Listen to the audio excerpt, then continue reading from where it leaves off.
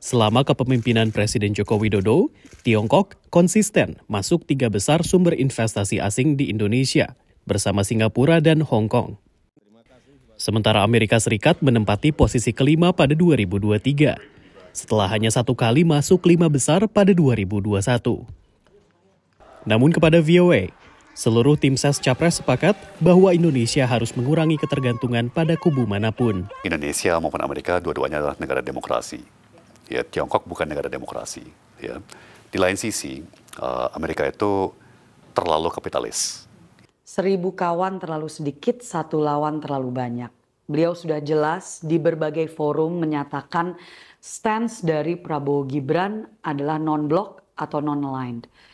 Sementara Ganjar Mahfud menekankan baik AS dan Tiongkok sama-sama sebagai mitra. Sekarang yang masuk ke kita justru lebih banyak kan Cina dengan Hong Kong.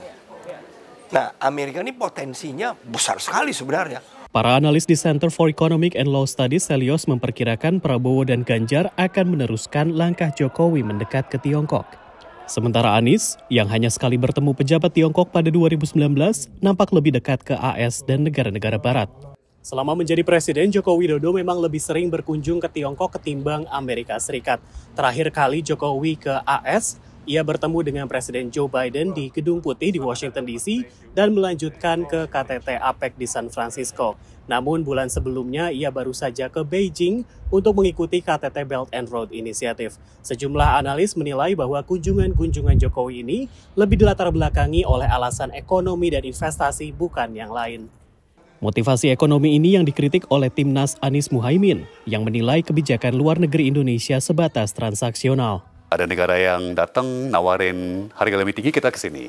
Ya kan, ada negara lain lagi nawarin harga lebih tinggi, kita ke sini. Dan ini ditinggal, ya kan? Jadi apa? Bahkan dalam etika bisnis kita nggak seperti itu, ya kan? Kalau udah janjian, udah janjian. Sementara TPN Ganjar tidak menampik bahwa ia berharap Amerika meningkatkan investasinya di tanah air. Mungkin iklim investasi kita belum bagus, masih banyak korupsi, kepastian hukumnya bolak-balik, berubah-ubah, gitu-gitulah. Itu yang harus perbaiki. Itu diperbaiki saja, saya yakin investasi Amerika akan berlipat-lipat.